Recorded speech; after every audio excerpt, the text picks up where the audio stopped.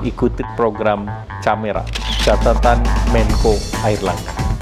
Kandidat yang buruk maupun kandidat yang baik, yang bermoral, itu ketika mereka tahu bahwa mereka bisa memanipulasi opini publik menggunakan media sosial, itu akhirnya mereka sama saja.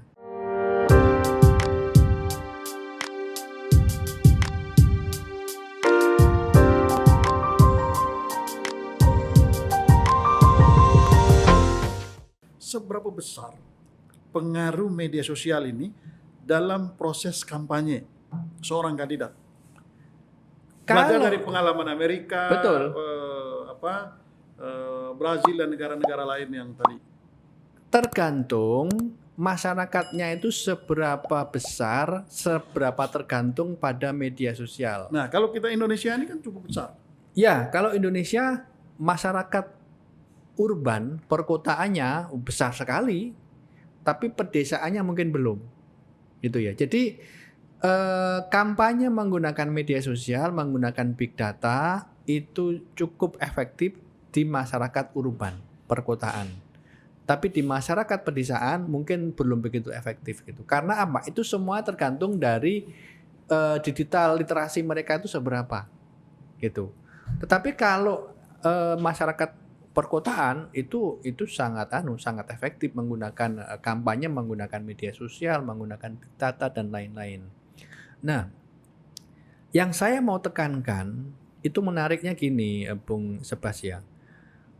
Kandidat yang buruk maupun kandidat yang baik, yang bermoral, itu ketika mereka tahu bahwa mereka bisa memanipulasi opini publik menggunakan media sosial, itu akhirnya mereka sama saja. Mereka sama-sama pragmatisnya. Gitu loh. Mereka nggak peduli ini memecah belah, mereka nggak peduli konten yang mereka sebarkan itu kebohongan. Itu nggak peduli. Itu pengalaman misalnya di Amerika Serikat gitu ya. Obama itu juga melakukan itu.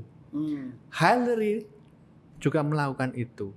Jadi bukan hanya Donald Trump yang menggunakan kebencian macam-macam untuk propaganda. Kebetulan propaganda komputasional ya, propaganda yang menggunakan media sosial yang isinya hoax itu Trump lebih dominan daripada Hillary. Tapi Hillary juga menggunakan sebenarnya. Tapi gitu. Kan Mas, pada saat yang sama kan media-media sosial itu juga bisa dimanfaatkan untuk mengkampanyekan program, visi, misi, gagasan dari si kandidat kan. Dan itu yang jauh lebih kuat kan sebetulnya. Bisa, makanya tadi saya sebut sebagai frenemy gitu loh. Ya. Sulit kita tidak bisa mengatakan sepenuhnya negatif. Tapi juga tidak bisa mengatakan sepenuhnya positif gitu. Karena kalau kita ngomong politik elektoral, ya kan? Menghalalkan segala cara. Itu kebetulan 6 tahun terakhir di negara manapun media sosial itu cenderung negatif. Oh, cenderung menjadi enemy. Nah, Anda tahu kenapa Facebook berubah jadi Meta? Itu karena hal yang sama juga gitu loh. Facebook, YouTube juga itu dikomplain oleh para pengiklan karena pengiklan tidak nyaman iklan mereka itu muncul di media sosial yang isinya kebencian, ujaran kebencian. Jadi Facebook itu mengalami semacam krisis ya, krisis brand recognition di mata pengiklan karena pengiklan itu sebenarnya nggak nyaman kan dengan konten yang penuh ujaran kebencian macam, sehingga Facebook itu berubah jadi Meta. Gitu loh. Artinya apa? Dalam konteks pemilu, dalam konteks isu-isu identitas, itu media sosial itu memang cenderung negatif. Pengaruhnya.